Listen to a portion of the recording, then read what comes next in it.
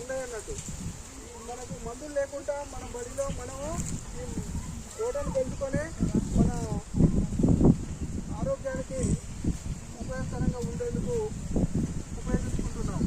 మీరు కూడా ఇంటి దగ్గర కానీ ప్రతి మొక్కను నాటవలసిందిగా కోరుతున్నాం. మీరు కూడా కూరగాయల మొక్కలు, సొరకాయ కానీ, బీరకాయ కానీ, అంటే దోసకాయ కానీ అన్ని కూరగాయలు పెట్టినట్లయితే మీకు భవిష్యత్తులో ఆరోగ్యానికి హానికరంగా ఉంటుందని నేను కోరుకుంటున్నాను. ఇప్పుడు